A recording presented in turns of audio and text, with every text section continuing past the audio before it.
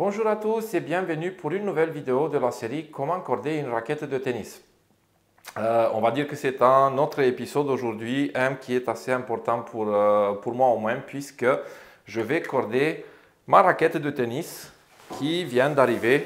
Il y en a deux au fait. Donc là voilà, je vais l'ouvrir devant vous. Et il s'agit bien de la Yonex V-Core 98 Flame, qui est une raquette avec les caractéristiques suivantes. Taille du tamis 98 inch, poids 305 grammes, équilibre 31,5 avec un plan de cordage de 16-19. Donc, c'est la raquette avec laquelle je joue. Et pour moi, c'est la meilleure raquette que j'ai pu avoir depuis pas mal de temps, depuis quand j'ai quitté mes pro staff. Et aujourd'hui, elle sera cordée avec un Solinco Tourbite que j'ai ici. Ce Tourbite, c'est disons, c'est la référence de chez Solinco. Et c'est un cordage qui veut être, si vous voulez, l'équivalent du Luxilon Big Banger Alu-Power. Un cordage assez rigide. On a un petit descriptif sur le paquet. A newly developed high performance and versatile polyester string designed to generate extreme power and intense spin and bite. Ça, en français, ça veut dire qu'on est sur une corde en polyester versatile qui a été conçue pour générer une vitesse extrême du spin et du bite, je vais dire en français de l'accroche à la balle, mais en vrai ça veut dire une corde qui mord pas mal dans la balle. C'est pas la version soft, c'est la version classique.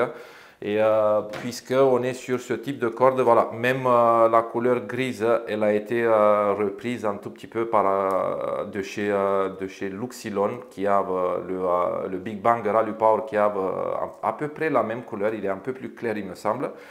Mais puisqu'on est sur ce type de cordage, on est sur un cordage, je pense que le bite ou l'accroche à la balle est à cause du fait qu'on est sur un cordage structuré.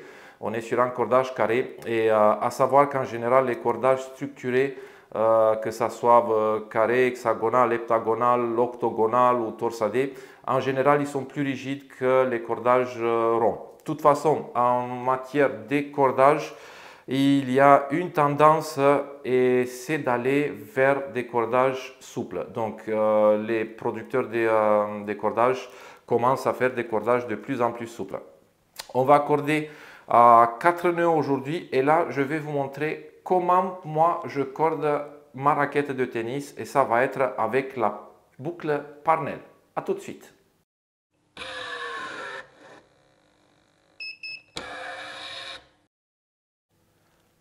Ok, la raquette je l'ai installée déjà. Ce que j'ai oublié de préciser tout à l'heure, c'est qu'on est sur une rigidité de 66 ERA, donc une raquette qui est plutôt souple. C'est un aspect extrêmement important, surtout pour ceux qui ont des problèmes de bras. Seulement 22 kg de tension aujourd'hui, puisqu'on est sur un cordage assez rigide. Et ça ne sert à rien de monter trop en tension et tuer le bras. On aimerait éviter ça. Et donc, comme je vous ai dit, on est sur la boucle Parnell. Je vais vous la montrer.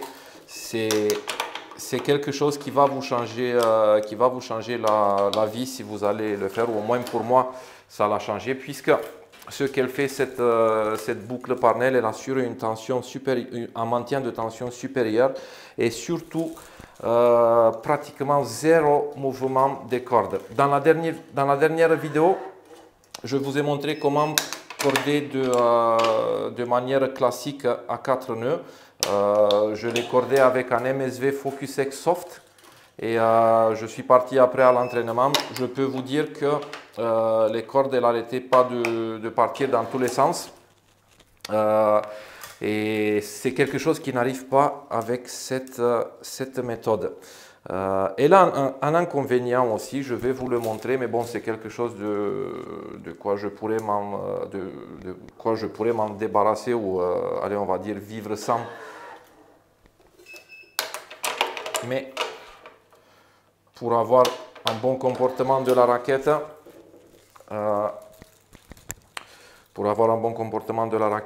et me faire plaisir, je corde ma raquette avec cette boucle Parnell. J'ai pu avoir une discussion toute petite discussion avec un de mes abonnés. J'espère qu'il sera là et regardez cette vidéo. On parlait un peu par rapport aux machines accordées. Puisqu'il l'a vu, il la connaît, il a voulu l'acheter, mais il n'a pas osé puisque ça n'existait pas en Europe. Et en effet, oui, moi je l'ai acheté en Allemagne. J'ai pris ce risque-là, 2000 €.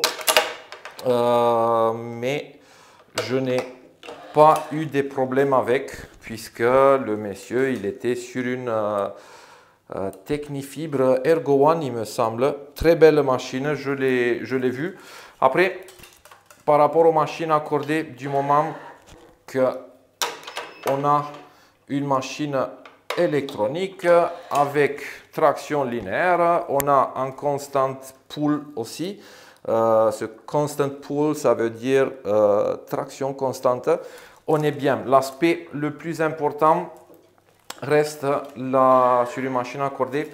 Bon, l'ergonomie et surtout la précision. Et la précision, elle est donnée par le moteur et à quel point il est calibré ou à quelle fréquence le moteur il est calibré. Et pour ça, je regarde un peu autour de moi parce que j'ai un petit outil que j'aimerais vous montrer. Je vais voir s'il est par ici. Je pense que oui. Ok. L'outil pour calibrer les moteurs, c'est le suivant. C'est un Tennis Head 2090 Calibrator. Au fait, ce n'est ni plus ni moins qu'une balance. Allez, sors d'ici. Une balance électronique voilà, c'est celui-ci. Et c'est avec ça qu'on règle la tension. Une corde elle va aller dans une pince, l'autre vers le moteur. C'est quelque chose de chouette puisqu'elle a une fonction de remise à zéro immédiate. Donc, il faut faire ça assez souvent et s'assurer que votre moteur, si vous voulez, il va tirer toujours à la tension souhaitée. Sinon, petite astuce, vous pouvez utiliser tout simplement une balance électronique que vous pouvez acheter où vous voulez. Ça marchera aussi dans l'absence de ce calibrateur, on va lui dire. Et d'après ce que je sais, il est un peu le seul qui est sur le marché. Bon, on commence la boucle Parnell. Alors, cette boucle Parnell, il me semble qu'elle est un peu inspirée de la boucle Yonex qui se fait au badminton et qui fait le suivant. Elle saute l'avant-dernière corde, elle passe par la dernière, elle fait retour par l'avant-dernière. Et on a ici, si vous voulez, une boucle. Au badminton, cette méthode Yonex, c'est carrément comme ça qu'elle s'appelle, elle fait double traction, elle tire deux cordes à la fois. Ça ne va pas être possible au tennis puisqu'on n'a pas la même dimension de jauge et on n'est pas la même souplesse. Donc, si vous avez entendu de monsieur Richard Parnell, le maître Richard Parnell, qui est un des cordeurs d'élite du monde, lui, il fait comme ça et c'est ce que je fais moi aussi. Donc, je mets d'entrée 4 kg de surtension. Hop, sur cette avant-dernière corde, je bloque et je ne fais pas la double traction, mais je vais tirer chaque corde en partie a 4 kg de plus. Alors, il y a un petit inconvénient par rapport à cette méthode. Je vais vous le montrer. Quand on va arriver au travers. Un autre petit astuce que je vais vous donner quand vous allez arriver et tirer vos travers. Attention, les cordes, elles doivent être une sur l'autre. Elles ne doivent pas se croiser. Donc, là, il est où lui? Hop. Je m'assure que cette corde, elle va sortir puisqu'il y a déjà une existante au-dessus de celle-ci. Et ensuite, hop, on fait la boucle. J'espère que je ne serai pas obligé de trafiquer puisqu'elle est toute neuve cette raquette. Donc j'espère que la corde elle va rentrer dans son œillet sans trop d'effort et sans que je sois obligé de me servir d'une aiguille. Mais je pense que finalement je serai obligé. Voilà, on essaie de rentrer petit à petit sans abîmer la corde existante. Tout petit peu, il me faut juste voir la tête de l'aiguille et là normalement ça doit passer sans trop d'effort. Voyons si ma pince elle veut bien sûr. Hop, et ça y est, on y est. Ok, nœud parnell pour aujourd'hui. Donc une, deux, je rentre dans la petite boucle.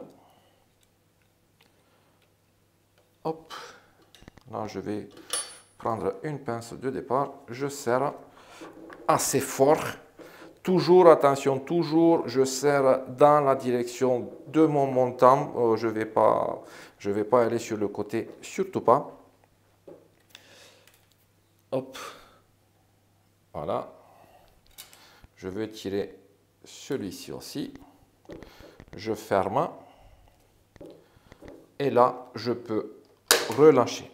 Et vous allez voir tout à l'heure que les cordes elles seront posées une sur l'autre. Allez de l'autre côté. Hop. Et ici, je ne vais même pas chercher à comprendre. Je vais essayer d'élargir tout de suite.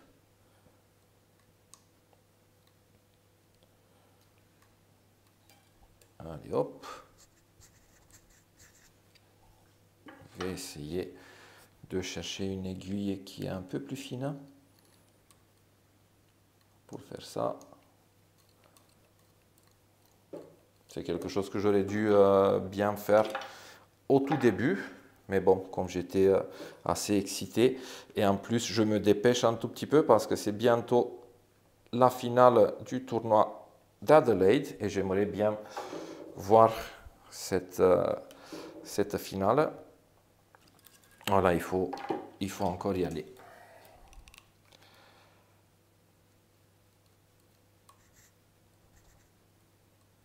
Allez. Ok, merci. Bon, là, normalement, on est bon.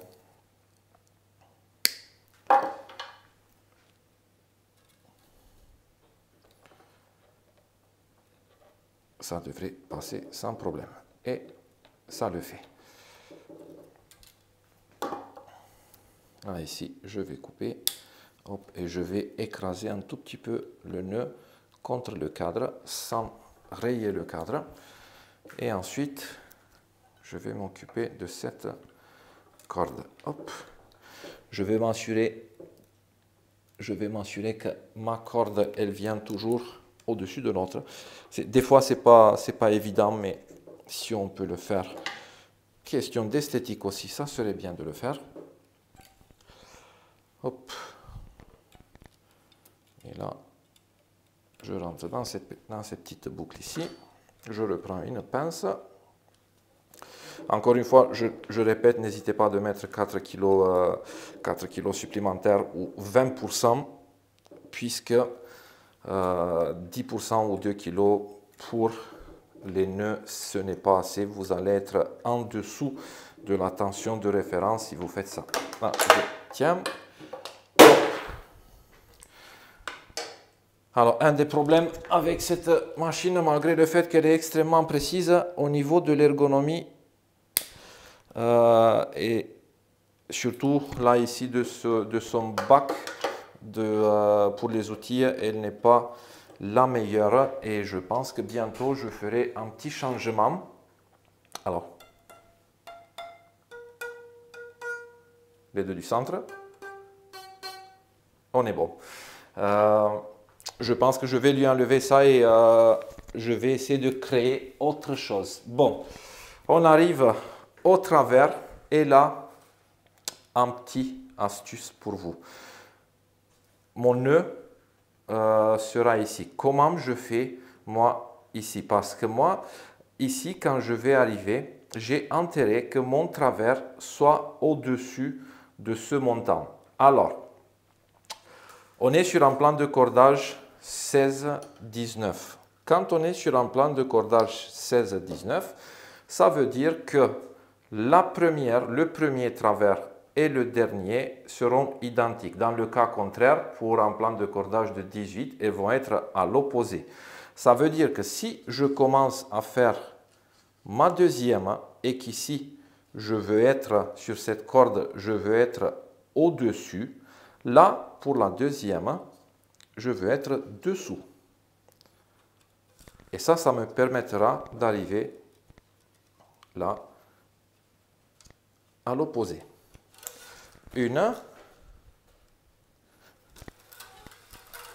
Pardon, j'ai fait l'envers. J'ai fait l'envers. Donc là, j'ai intérêt d'être au-dessus. Donc ici, je vais arriver dessous, dessus et l'envers. Hop. Des fois, je me perds moi aussi dans mes détails, mais c'est plutôt rigolo. Hop. N'importe quoi. C'est ce qui m'arrive quand je suis pressé.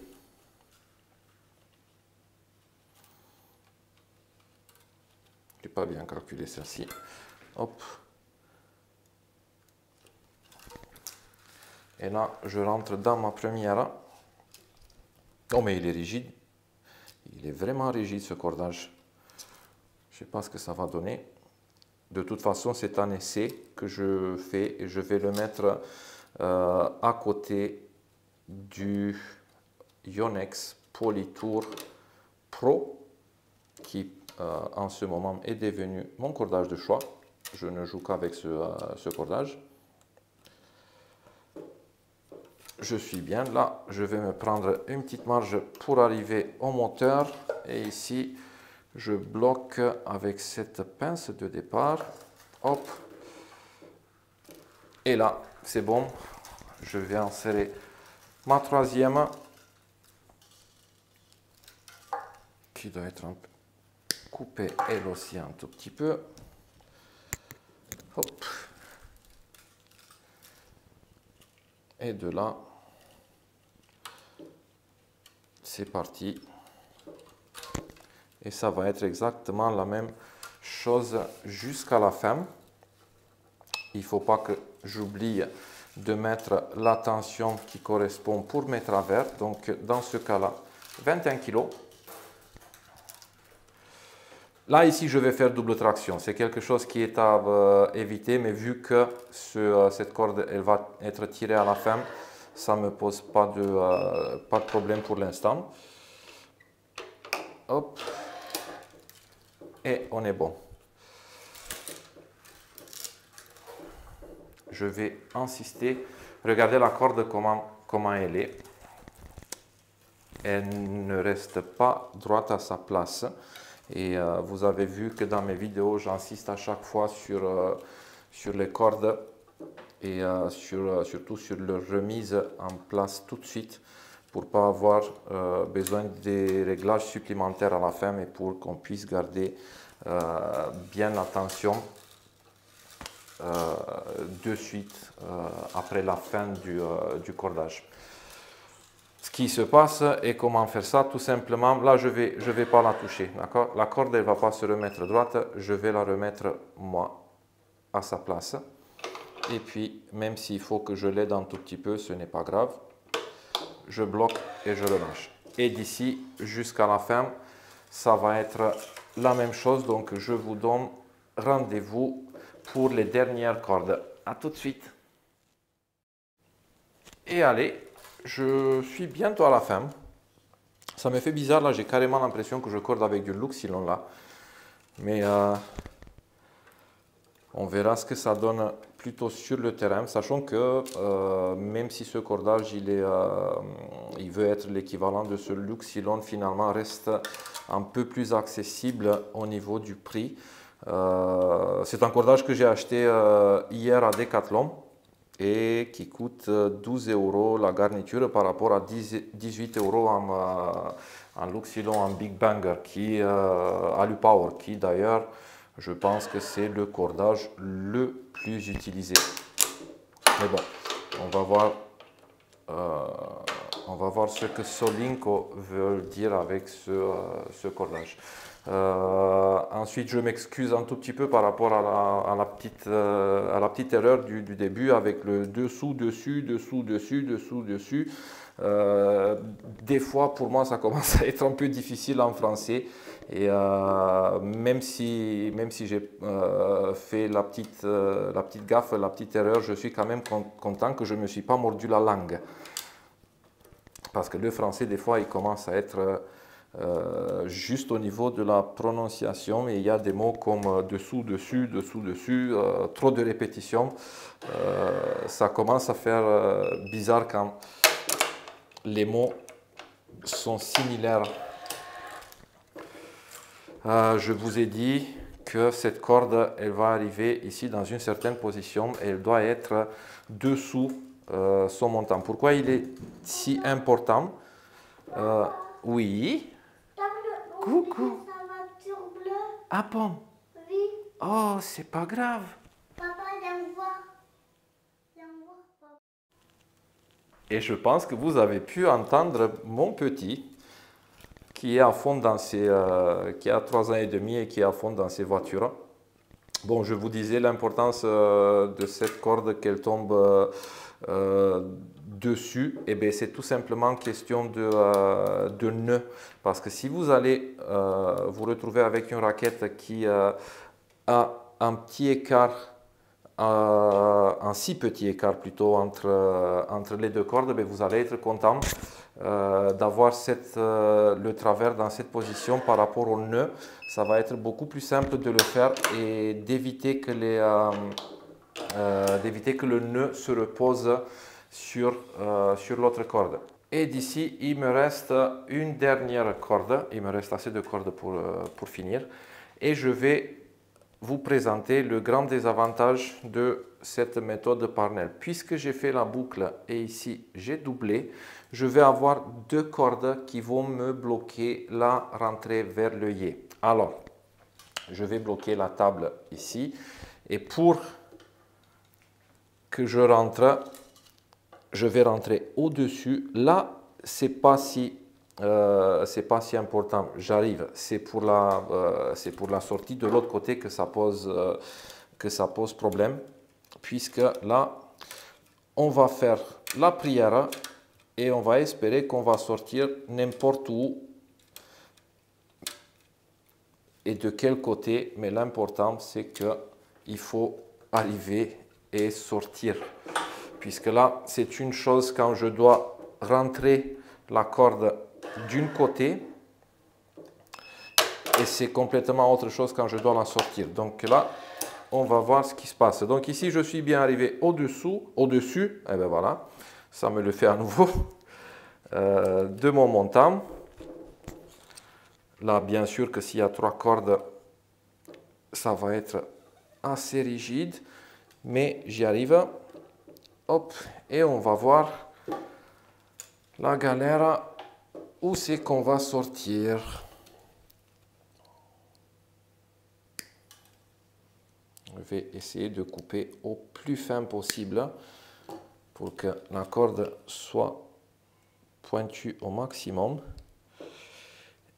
Et oui, ça me fait pratiquement comme à chaque fois. Et je sors entre les deux cordes. On va voir si on peut tricher si je viens du bas vers le haut. Je vais avoir besoin de ma petite pince. Je vais voir comment je vais sortir. Si je pousse un tout petit peu. Non, c'est...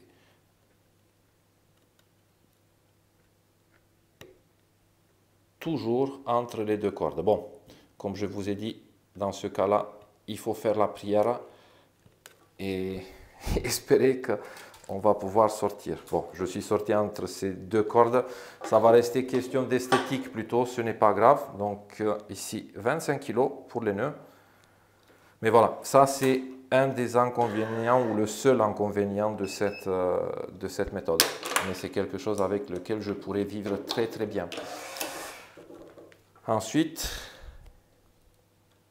le nœud, on va être toujours sur le... Un autre avantage, c'est que mon nœud, il sera... Donc, je suis sorti ici, mon nœud, il sera fait à l'œillet suivant. Donc, moins de distance j'ai entre les œillets, moins de perte de tension je vais avoir.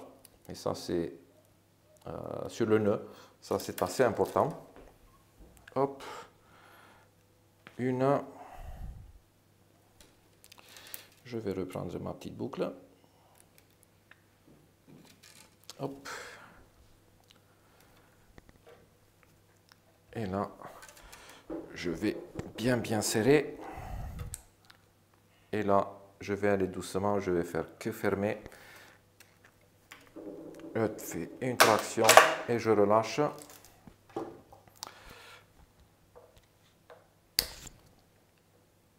Hop. Ici aussi un tout petit peu, si vous avez vu, tous mes nœuds vont vers le cadre. Il y a des nœuds qui vont dans la direction du montant ou du travers, ça dépend comment vous le faites. Tous mes nœuds vont dans la direction du cadre.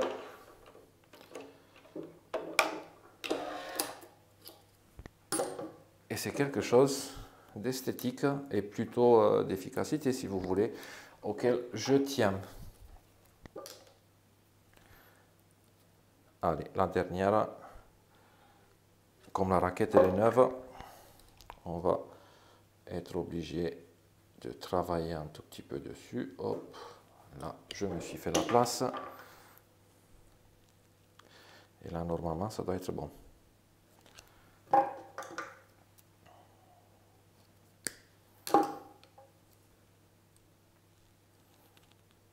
Ce n'est pas une vidéo en direct, j'allais vous demander qui c'est que vous croyez qui va gagner aujourd'hui. Je pense que ça va être Monsieur Djokovic.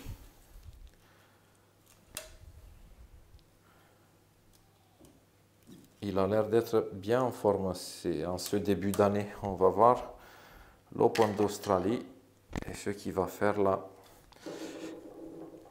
Voilà, hop, je referme. Toujours dans le sens de la corde, je relâche et j'ai fini.